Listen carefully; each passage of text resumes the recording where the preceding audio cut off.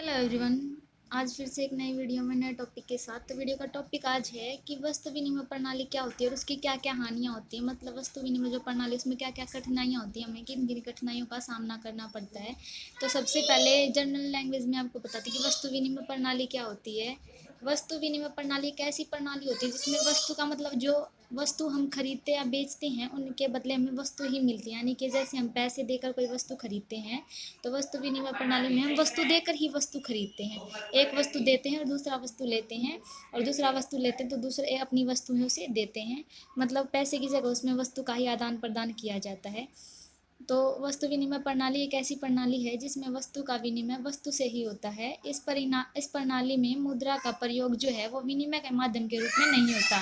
मतलब जो विनिमय का माध्यम क्या है, खरीदना या बेचना जो है, खरीदने और बेचने या क्रय विक्रय करने के लिए जो आज की हम पीढ़ी में हम वस्तु विनिमय के रूप में हम पैसे या करेंसी का यूज़ कर रहे हैं, तो उस प्रणाली में जो वस्तु विनिमय प्रणाली होती है उसमें हम पैसे का यूज़ नहीं करते। उसमें वस्तु देकर ही हम वस्तु खरीदते हैं और वस्तु लेकर हम वस्तु देते हैं। मतलब जो वस्तु विनिमय प्रणाली उसमें कैश का, पैसे का, नेट बैंकिंग वगैरह ये जो हैं इनका किसी भी चीज़ का विनिमय के माध्यम के रूप में प्रयोग नहीं किया जाता है। अर्थात वस्तु के बदले वस्तु का ही लेन देन होता है। तो वस्तु विनिमय प्रणाली क्या है? सीधी कॉमन सी बात है कि वस्तु विनिमय प्रणाली वह प्रणाली है जिसमें वस्तु देकर वस्तु को लिया जाता है, वस्तु के बदले वस्तु का ही लेन देन किया जाता है। आगे है वस्तु विनिमय प्रणाली की मुख्य कमियां जो है उनका संक्षिप्त वर्णन करेंगे। तो सबसे पहले और जो सबसे मुख्य कठिनाई है वो है आवश्यकताओं के दोहरे सहयोग में कठिनाई। वस्तु विनिमय प्रणाली का जो सबसे मेन जो कठिनाई है उसकी वो है आवश्यकताओं के दोहरे सहयोग। आवश्यकताओं का दोहरा सहयोग क्या है, इसको मतलब आपको मैं बताती हूँ डीपली। तो आवश्यकताओं का दोहरा सहयोग जो है वो वस्तु विनिमय प्रणाली की सबसे पहली और पूर्व शर्त है।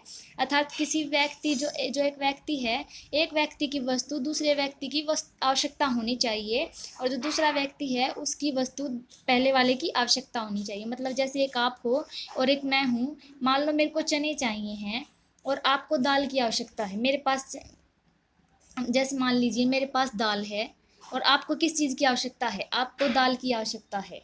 और आपके पास चने हैं और मेरे को किस चीज़ की आवश्यकता है? मेरे को चने की आवश्यकता है। मतलब जो मेरी आवश्यकता है वो आपके पास अवेलेबल है और जो आपकी आवश्यकता है वो मेरे पास अवेलेबल है।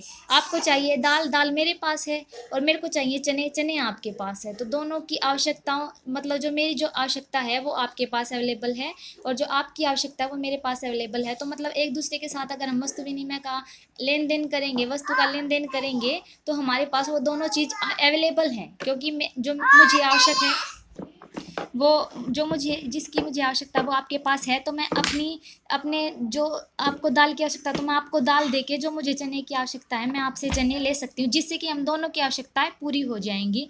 तो और ऐसा बहुत ही मुश्किल से होता है कि भाई जिस चीज़ की हमें ज़रूरत हो सामने वाले इंसान के पास वो चीज़ अवेलेबल हो, और जो उसको ज़रूरत हो वही चीज़ हमारे पास भी उसे देने के लिए अवेलेबल हो। तो मतलब जो आवश्यकताओं का दोहरा संयोग है ये सबसे मुख्य कठिनाई है कि ये जो इस चीज़ को ढूंढना बहुत ही मुश्किल हो जाता है वस्तु विनिमय प्रणाली में, कि जो वस्तु हमें चाहिए है वो दूसरे व्यक्ति के पास भी अवेलेबल होगी और जो दूसरी वस्तु उसे चाहिए है वो हमारे पास भी अवेलेबल होगी। इसे ढूंढना थोड़ा मुश्किल हो जाता है। इसलिए जो वस्तु विनिमय की प्रणाली है उसका सबसे मेन कठिनाई है उसकी वो है आवश्यकताओं के दोहरे संयोग की कठिनाई। किंतु यह एक दुर्लभ घटना है। दुर्लभ यानी मतलब कि बहुत ही कम, यह एक दुर्लभ घटना है। वास्तव में यह बहुत ही कठिन है। वास्तव में जो ऐसा व्यक्ति उसे ढूंढना बहुत ही कठिन हो जाता है कि जिसके पास हमारी आवश्यकता की वस्तु हो और उसकी आवश्यकता की वस्तु हमारे पास भी अवेलेबल हो। कि आपको कोई ऐसा व्यक्ति मिले कि जिसके पास आपकी आवश्यकता की वस्तु हो और आपके पास उसकी आवश्यकता की वस्तु हो। अतः वस्तु विनिमय प्रणाली में जो विनिमय है वो बहुत ही मुश्किल हो जाता है। किसी भी चीज़ को खरीदना या बेचना बहुत ही मुश्किल हो जाता है, क्योंकि ये बहुत ही मुश्किल से ऐसी सिचुएशन हमारे सामने आती है कि जिस चीज़ की हमें आवश्यकता है सामने वाला उसे देने को तैयार हो, और जिस चीज़ की उसे आवश्यकता है वो हमारे पास हो और हम उसे देने को तैयार हों। तो सबसे जो मेन जो कठिनाई है वो है आवश्यकताओं के दोहरे संयोग की कठिनाई। सेकंड पॉइंट है मूल्य की समान इकाइयों का अभाव। तो वस्तु विनिमय प्रणाली में मूल्य की समान इकाइयों का अभाव पाया जाता है। इसमें यह अभाव पाया जाता है, इसके अभाव में किसी वस्तु का मूल्य व्यक्त करना बहुत ही कठिन हो जाता है। मतलब कि वस्तु विनिमय प्रणाली है जिसमें एक वस्तु है उसका हम मूल्य नहीं लगा पाते हैं। जैसे कि हम ये जैसे कि हम चीनी का हिसाब लगाते हैं कि चीनी 30 रुपये किलो है, तो हम चीनी का हिसाब 30 रुपये के हिसाब से लगा सकते हैं कि हम 30 रुपये देकर 1 किलो चीनी खरीद सकते हैं। लेकिन जो वस्तु विनिमय प्रणाली है उसमें हम किसी वस्तु को, तो वस्तु का मूल्य हम पैसे के रूप में नहीं लगा पाते हैं कि तो वस्तु का जो मूल्य है वो लगाना कठिन हो जाता है। मतलब मान लीजिए कि हमारे पास एक भैंस है और हमें उसके बदले बकरी लेनी है, तो हम ये अनुमान नहीं लगा पाते हैं कि बकरी का मूल्य क्या होगा और जो हम अपनी भैंस उसको देंगे सामने वाले इंसान को, उसका मूल्य क्या है। मतलब कि हम एक छोटी सी बकरी के लिए अपनी भैंस देने को तैयार हो जाते हैं क्योंकि वो हमारी आवश्यकता है, हमें बकरी की आवश्यकता है। लेकिन इसमें मूल्य का अभाव ये हो जाता है कि एक छोटी सी बकरी के लिए हम अपनी भैंस देने को तैयार हो जाते हैं और उसके बदले हमें कोई कैश पेमेंट बकाया जो रह जाती है वो की नहीं जाती है। इसलिए जो वस्तु विनिमय प्रणाली है उसमें मूल्य का कोई जो है उसकी एक निश्चित इकाई नहीं है कि एक भैंस है, जैसे वो 10 लाख रुपए की है तो उसका 1 लाख रुपए की मान लीजिए वो है, तो उसका ये निश्चित मूल्य नहीं है कि उस वस्तु विनिमय प्रणाली में उसकी कोई निश्चित कीमत नहीं है। बस ये है कि हमें चाहे छोटी वस्तु चाहिए या बड़ी वस्तु चाहिए तो सामने वाले इंसान को जिसकी आवश्यकता है वो हमें उसे देनी पड़ेगी।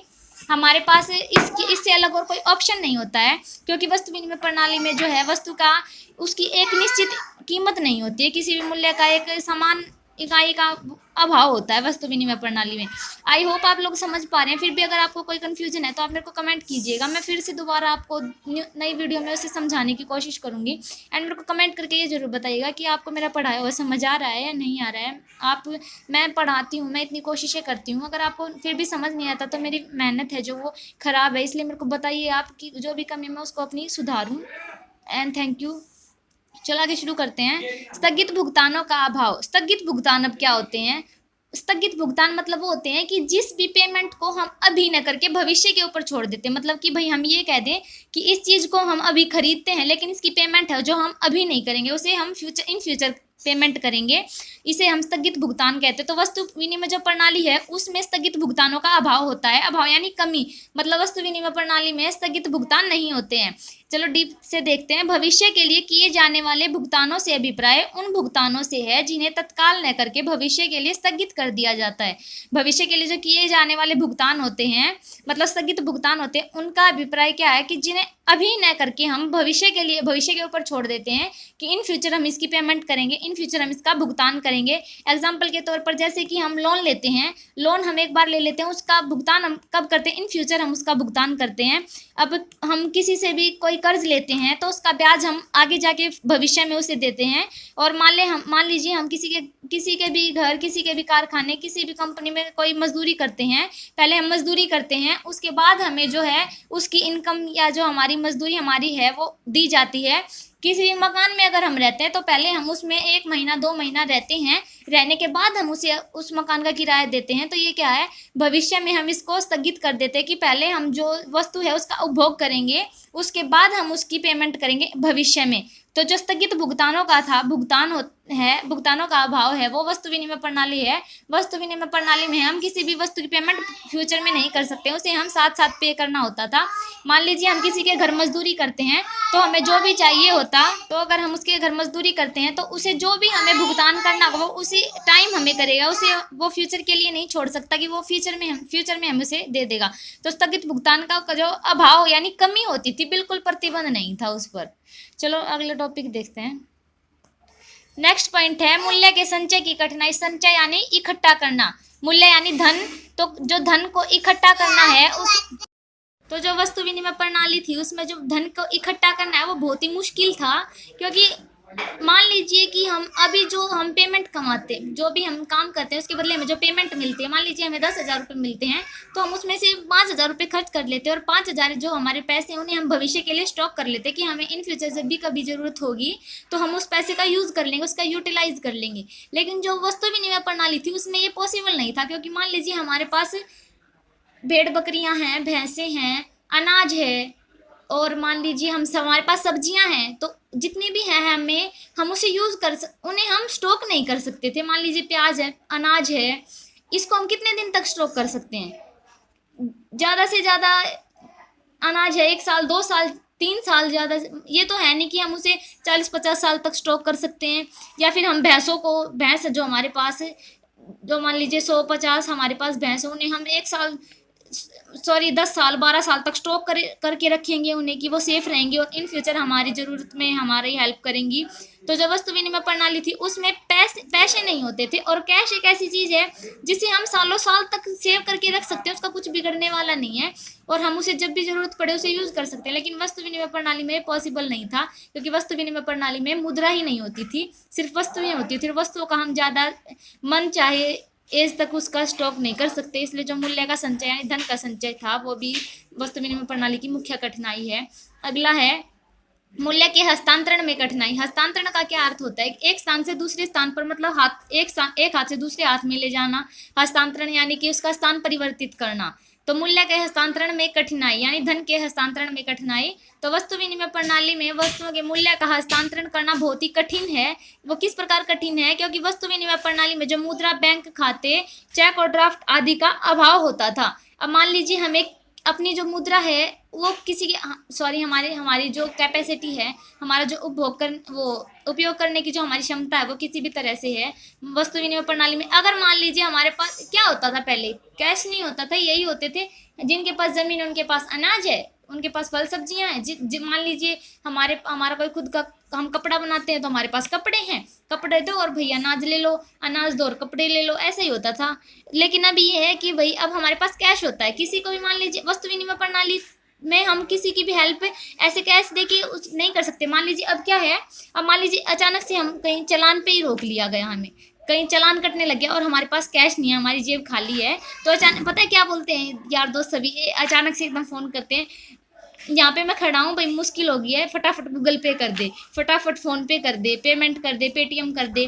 तो नेट बैंकिंग से हम एक दूसरे की पेमेंट करते हैं। ये जो बैंक खाते और चेक ड्राफ्ट यानी एटीएम वगैरह ये भी जो है ये अब हम जो है कैश का हस्तांतरण मिनटों में, सेकंडों में कर सकते हैं। लेकिन उस वक्त हम जो कैश का ये जो मूल्य का हस्तांतरण है वो नहीं कर सकते थे, क्योंकि उस वक्त ये सुविधाएं नहीं होती थी, चेक ड्राफ्ट बैंक्स वगैरह नहीं होते थे। तो मान लीजिए अब कोई किसी को भी उस वक्त अचानक होगी तो वो ऐसे थोड़ी कहेगा कि भाई मेरे को यहाँ पे चालान में रोक लिया, फटाफट एक भैंस भेज दे, जो मैं भैंस इसको दे दूँ और मेरा चालान बच जाए, ऐसे थोड़ी होता है। तो इसलिए जो है मूल्य का जो हस्तांतरण था उसमें वस्तु विनिमय प्रणाली में बहुत ही मुश्किल हुआ करती थी। लेकिन अब जो है जिसमें हम मुद्रा का प्रयोग विनिमय के रूप में करते हैं, अब ये ऐसी कोई सिचुएशन नहीं, क्योंकि अब हम सेकंडों में पेमेंट, हजारों लाखों रुपए की पेमेंट कर सकते हैं। मैं उम्मीद करती हूँ आपको समझ आ गया होगा। लेकिन फिर भी अगर आपको कोई प्रॉब्लम है, कोई कन्फ्यूजन है, या फिर कोई समझ नहीं आई बात, या फिर मेरा पढ़ाने का तरीका नहीं समझ आया, मेरे को कमेंट करके बताइएगा। And thank you for watching my video. मिलते हैं नेक्स्ट वीडियो में नए टॉपिक के साथ।